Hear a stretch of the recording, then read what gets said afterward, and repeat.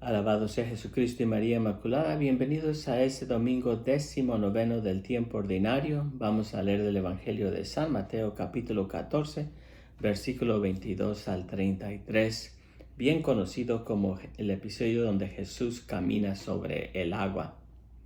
En aquel tiempo, inmediatamente después de la multiplicación de los panes, Jesús acaba de darles de comer y a nutrir las vidas de más de 5,000 hombres, y los nutre no solamente con pan, sino con su presencia, con su palabra y con sus acciones. Jesús en verdad se ha hecho pan bajado del cielo para nutrir las vidas de estas personas, y ahora Jesús se encuentra con necesidad de nutrirse él mismo.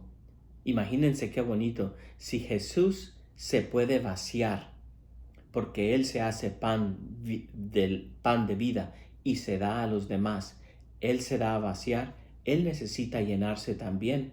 ¿Cuánto más necesitamos nosotros apartarnos y también llenarnos? Para poder hacer esto, Jesús tiene que cumplir dos cosas. Una es, nos dice el Evangelio, Jesús hizo que sus discípulos subieran a la barca y se dirigieran a la otra orilla. Jesús despide a sus discípulos y le dicen, váyanse ustedes, yo los alcanzo, necesito estar solo. Y también despide a la gente, o sea, no quiere a nadie. Necesita estar totalmente a solas con su Padre. Y esto lo hace subiendo a una montaña, a este monte, donde es el lugar privilegiado para estar con Dios. Y Jesús, llegada la noche, estaba solo. Y eso es exactamente lo que Él necesita. Y solo no es en soledad, sino que es en intimidad con Dios su Padre. Entretanto la barca iba ya muy lejos de la costa, y las olas la sacudían porque el viento era contrario. Qué bonito ejemplo nos da Jesús aquí de la barca, ¿no? La barca, es un símbolo muy antiguo de la iglesia, de una comunidad. Es un símbolo de cuando las personas tienen una sola mente y un solo corazón, donde no hay división, donde no hay chismes, donde no hay acusaciones, donde no hay hablarse uno del otro. La barca tiene que ser símbolo de la comunidad cristiana, donde hay un solo corazón y una sola mente. No importa si es solamente un grupito de parroquia o una iglesia doméstica que es la familia, o una capilla en el rancho, o una grande parroquia, o una basílica, o una catedral. Todo es lo mismo. Tenemos que ser personas o una comunidad de una sola mente y un solo corazón, de unidad, porque si no, el viento estará siempre contrario a nosotros. Y el viento contrario a nosotros o las olas agitadas son símbolo de todo aquello que es desunidad, todo aquello que planta cizaña, que planta duda, que no te deja estar estable. Los chismes, los rumores, tantas de esas cosas que trabajan contra la unidad de la comunidad. A la madrugada, o sea, en la noche, en lo más oscuro de la noche, normalmente en la madrugada significa el tiempo entre las 3 y las 6 de la mañana. Todavía no nace la luz del nuevo día, estamos en la oscuridad. Entonces Jesús fue hacia ellos caminando sobre el agua. Qué bonito el hecho de que aun cuando nosotros nos encontremos en lo más oscuro de nuestra noche, Jesús puede caminar hacia nosotros, porque la oscuridad no es oscura para Jesús, y los momentos más oscuros de nuestras vidas no están separados de la vista de Jesús, porque Jesús nos ama. Y en la madrugada, o sea, en la noche, Jesús camina hacia nosotros sobre el agua. El agua es preciosa y es una necesidad. Es lo que necesitamos para vivir. Pero el agua también tiene un poder que destruye. Fíjense nomás lo que puede hacer cuando el agua está en un caos, cuando el agua se descontrola.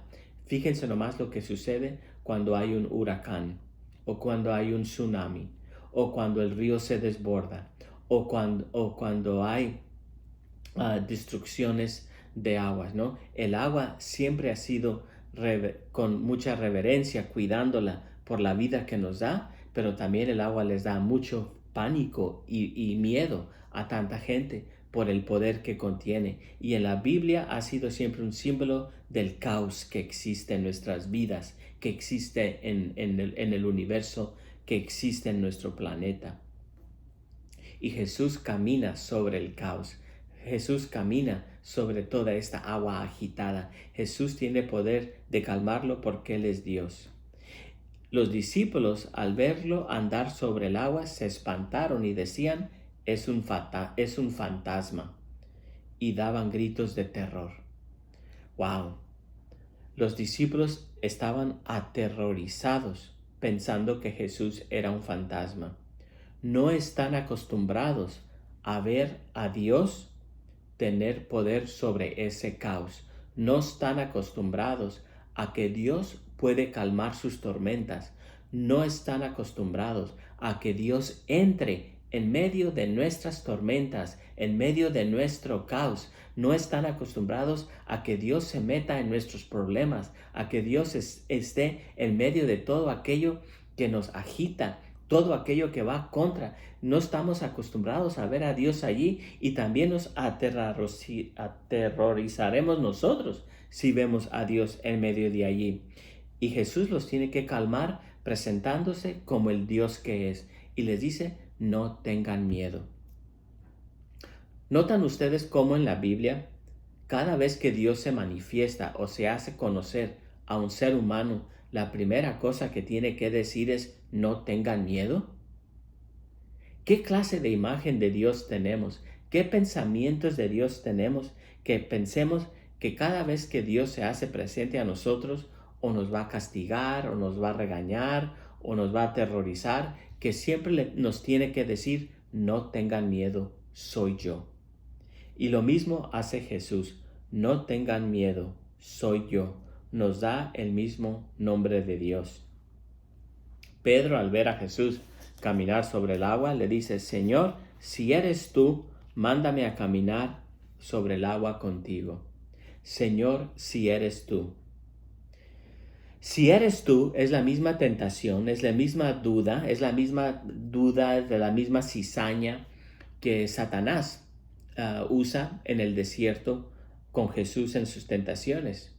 Si eres el Hijo de Dios, convierte esta piedra en pan. Si eres el Hijo de Dios, déjate caer de esta parte del templo. Si eres el Hijo de Dios, aún al final del Evangelio, si eres el Hijo de Dios, que se baje él mismo de la cruz. Es la misma tentación, o aquí en la boca de Pedro. Si eres tú, déjame caminar sobre el agua.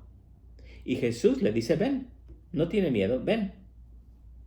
Pedro aquí representa a toda persona, que a veces tenemos fe y a veces no. A veces creemos y a veces no. A veces tenemos fuerte nuestra confianza en Dios y a veces no.